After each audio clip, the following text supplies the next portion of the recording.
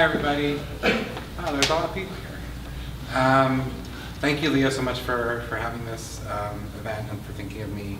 I'm not going to waste time by talking, so I'm just going to get right into it. This is from a longer book that I'm working on, a book of nonfiction. So I don't think you really need any setup. It's sort of scatterbrained, so hopefully that's not annoying.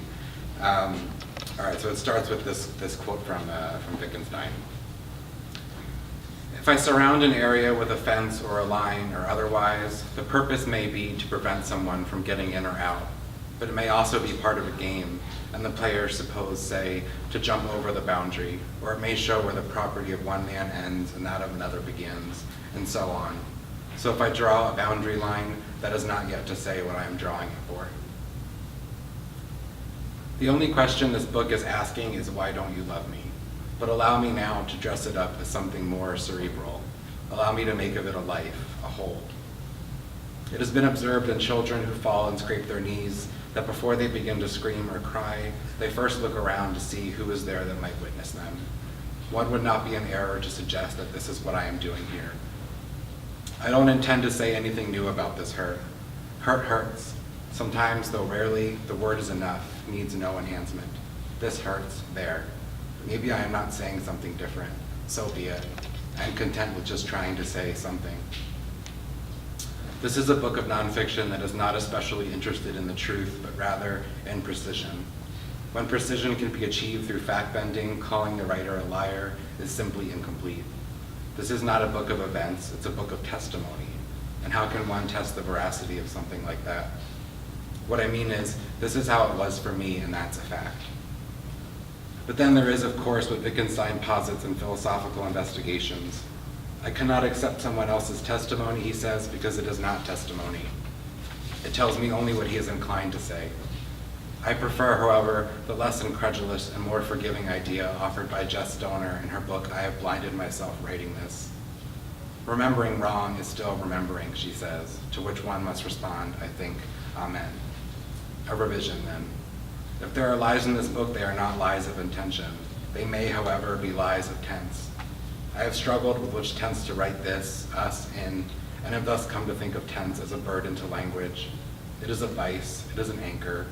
The limits it imposes on writing can make the truest thing a lie retroactively. The problem with us was always tense, and I suppose it always will be. And it takes 3 different tenses to express just that. Do you see what I mean? Tense is an accusation. To impose tense onto action is to adjudicate it. When the suspect in a crime procedural mentions the missing person in the past tense, yeah, I knew her, she was a good kid. The investigators often assume 2 things. The missing person is dead, and this is the person who's done it. Here we come upon one instance where the way we talk of another, what tense we place them in, can be self-indicting. But if the truth be told, all this talk of truth already, the present tense is the accurate tense as of this writing, so it's the one I'm going with. Perhaps that will be the big lie of the book someday, the big lie and the big ambition, both. For the importance of all of this to be made false by time, for everything I describe here as consequential to be barely remembered at all. To set down these words is a kind of surrendering to that process.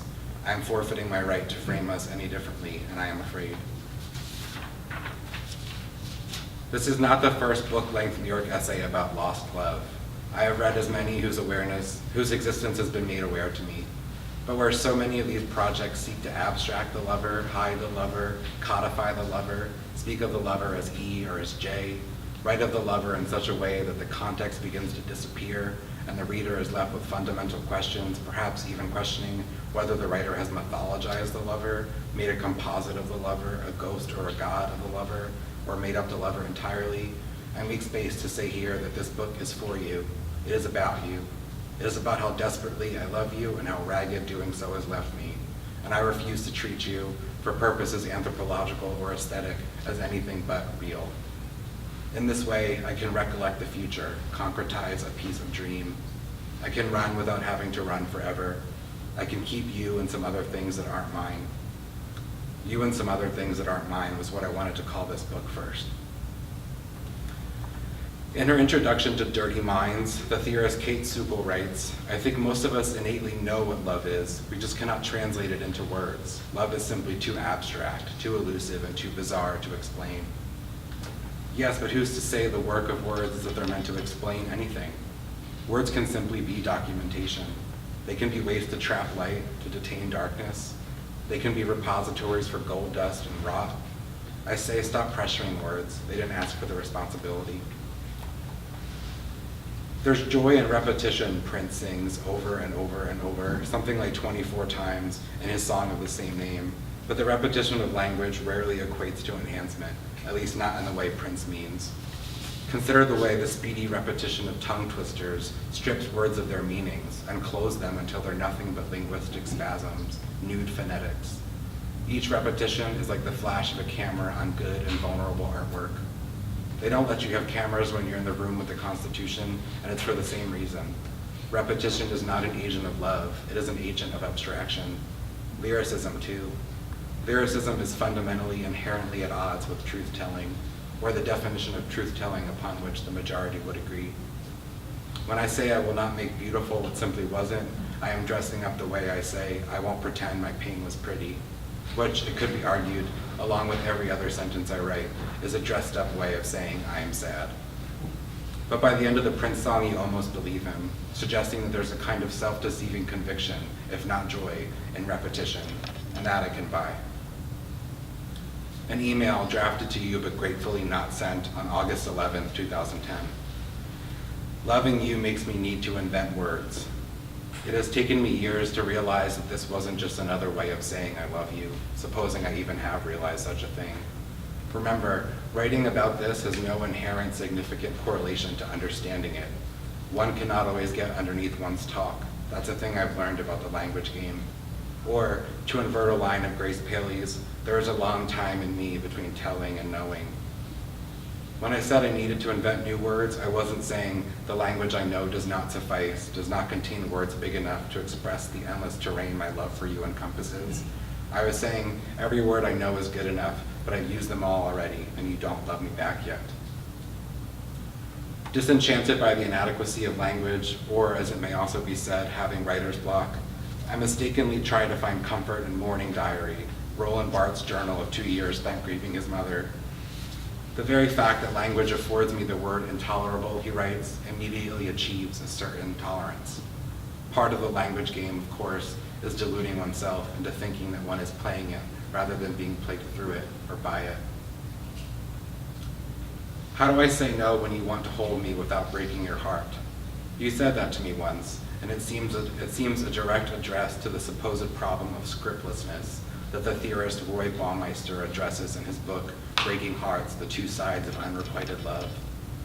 One source of suffering for the rejecter, he writes, is the lack of a script, which leaves rejectors uncertain what to do.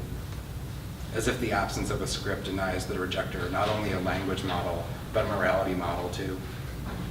I'm of the belief that language is indeed a breathtakingly insufficient conduit for testimony, but isn't it plenty good enough to express rejection? How many words do you need to say no? It hurts to break hearts, but that is not a problem of scriptlessness nor a problem of language. It's not that you don't have the words, it's that you don't have the guts. It's not that you lack a script, it's that you lack the motive or willingness to put into place conditions that would result in losing the parts of this that feel good. Baumeister concludes his analysis as follows. The one seemingly central requirement of the rejecter, telling the other person that one does not love him or her back, was something they found it supremely difficult to do. To which I say, buck the fuck up. This waiting and this wanting hurt worse, I guarantee you, they are more supremely difficult than you could ever fathom. There's a joke about a mother who walks in on her son masturbating. She tells him, you do that, you're gonna go blind. The son pauses to consider and then says, can't I just do it until I need glasses? In other words, it is in our nature to barter with our desire. In other words, satisfying our desire is often a more pressing need than sight. There was a therapist once who played a trick on me, or tried to. I told her I was having obsessive thoughts about you, about how you did not love me, about why you did not. I told her I was having the same dream repeatedly night after night, a dream where I go to the gas station on Park Street, fill up a canister of kerosene, walk to your apartment building, call your name, and wait until you come to the window and stick your head out before dousing my clothes with the kerosene and taking a match to my body. I tell her I wake up in the morning smelling sulfur, I swear to God. Are you thinking about all of that right now, she asked. Yes, I said. Do not think of a white bear, she said. There was a pause. Did you think of a white bear, she asked. No, I said. Because I told you not to, she asked. No, I said, I just didn't. I had continued to think about you, about how you did not love me, about why you did not. I had continued in the everlasting pursuit of trying to communicate the intolerable and relentless pain of this unrequitedness. Oh, she said. Well, most people picture a white bear immediately after being told not to. She went on to explain that the experiment was meant to demonstrate how even the most persistent and obsessive lines of thinking can be disrupted by another or by oneself. I had failed the test. You are my white bear. I did not see the therapist again, not because I didn't want to, but because she crashed her car on the Mass Pike on the way to our third appointment. Her secretary told me 30 minutes after I arrived, waiting in the frigid waiting room. The therapist had fractured her skull, and it was unclear when she would be able to return to work. It was unclear whether she'd be able to walk. Maybe she had seen a white bear, I thought, callously, and swerved to avoid it. What I want to do with these pages is cut and construct them in such a way that they intersect with one another, the book itself an outstretched accordion, the first ever reversible love letter, where, if you don't like how it ends, you simply compress and make the pages bloom the opposite way out. Fashion your own results, or choose your own adventure.